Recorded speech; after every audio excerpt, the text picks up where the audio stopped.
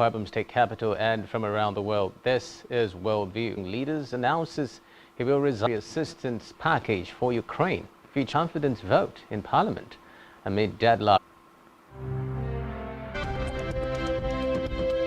First on Worldview today, the United States has defense systems. The announcement comes as Ukrainian troops Patriot and NASAMS to Stryker armored personnel carriers, and said the assistance is aimed at strengthening Ukraine's brave sanctions against three top Malian officials. U.S. Secretary of State Antony Blinken says they are. Minister Sergei Shoigu has arrived in north of the end of the Korean War. It shut its borders to try to keep out. Inclusive North Korea had sealed itself off from fact for underestimating the danger of the government of what it called Wagner's military activity has been detected. Wagner has developed a highly successful local population. Civilian shipping in the Black Sea grain for a year.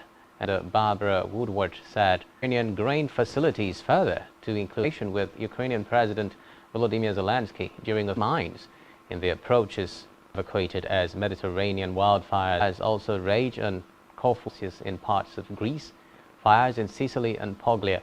Fighters are struggling in many areas, including 10 soldiers surrounded by flames, accounting for 23 of the deaths. According to local media, it continues, involving about 8,000 personnel.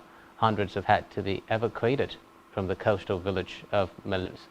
Meteorologists say to his son in early August. The anticipated then aged 70 has reportedly become increased. Up to now, no one knew exactly when it would take place. Groomed for the role.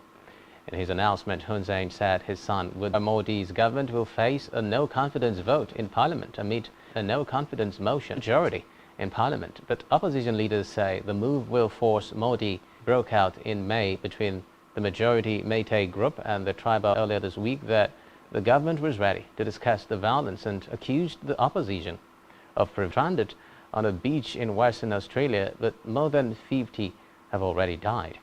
Now, nearly 100 long-finned pilot whales stranded themselves on the beach by the city of Albany on the southern tip of Western Australia, south of Perth on Tuesday. They were first spotted closer to the beach, sparking the concern of conservation officers by 4 p.m. A large stretch of the shoreline was covered in beached whales. Rees Whitby, Western Australia's Environment Minister, perished, and volunteers were doing what they could to try and save 45 still alive. After the break, Niger's presidency has said some members of the press down. To stay with us for details on this and more right after the break.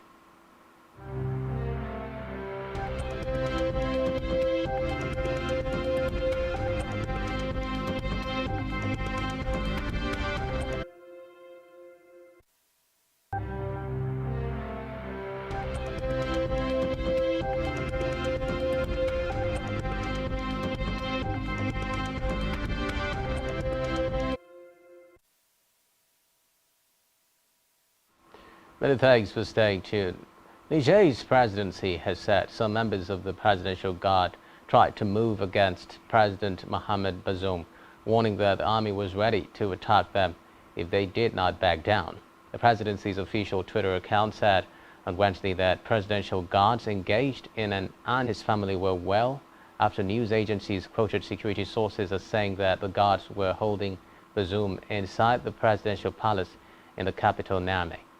The palace and ministries next to it had their offices. The presidency and security sources said that there was calm elsewhere in Niamey, according to reports.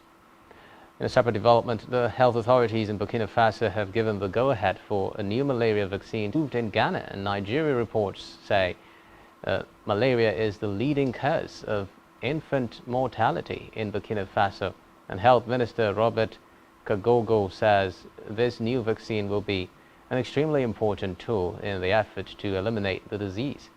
According to reports, the R21 vaccine will be available for children aged between 5 months and 36 months, and each dose is likely to cost a couple of US dollars. In a separate development, Ghana's parliament has voted to abolish the death penalty, joining a long list of African countries that have now been replaced by life imprisonment. The last execution took place in 1993. The bill to amend the Criminal Offences Act was put forward by MP Francis Xavier Sosu and had the backing of the Parliament's Committee on Constitutional, Legal and Parliamentary Affairs. A statement from DPP says Ghana is the 29th African country to abolish the death penalty and the 124th globally. In recent years, Sierra Leone and Zambia. Elsewhere, Kenyan President William Ruto has said he is ready to meet opposition leader Raila Odinga anytime after months of anti-government protests that have sparked international alarm and calls for dialogue. Ruto stated this in a post addressing Odinga on Twitter. Critics accuse Ruto of raising taxes and campaign when he declared himself the champion of impoverished Kenyans and pledged to improve their economic fortunes.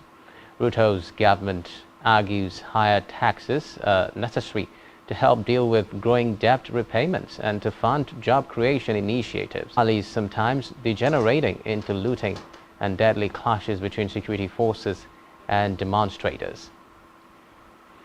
In a separate development, a United States judge has ruled that a key tenet of President Joe Biden's border policy is in violation of the country's asylum law in a decision held by rights groups as a decision in May that effectively bars most asylum seekers from being able to apply for protection at the U.S. border with Mexico.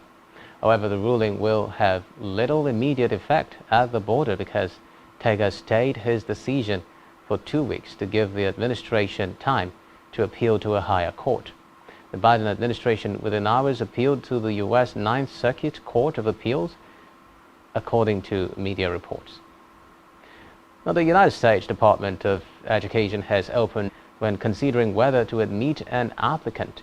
Critics consider the practice discriminatory as it favors for civil rights, one of the organizations that filed a complaint over the practice earlier this month.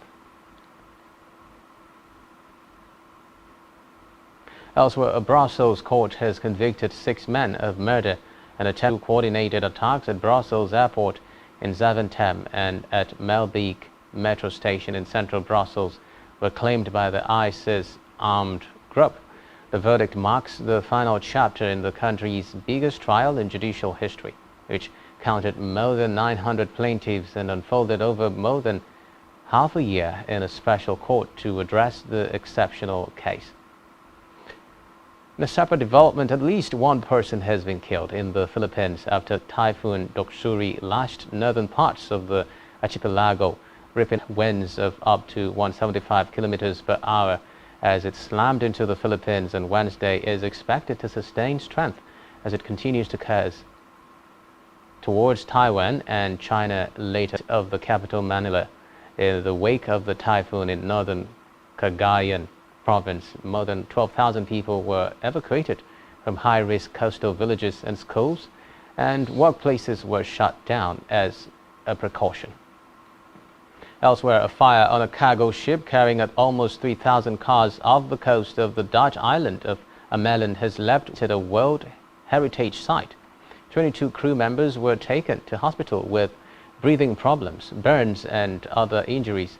A Dutch Coast Guard spokesman said the fire was probably caused by one of Fremantle Highway engulfed in smoke, with flames leaking the deck.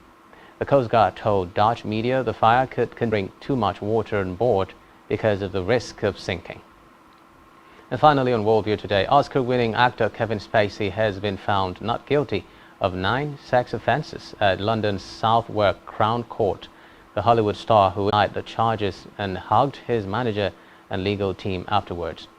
The alleged victims are now in their 30s and 40s, with the incident said to have happened between 2001 and diminished and worthless. Spacey denied using his power as an A-lister to get people into bed, saying he tried to help others and described the allegation of the law. And with that, we wrap up. You have been watching World View on Spectrum TV. My name is Xavier Robert. Bye for now.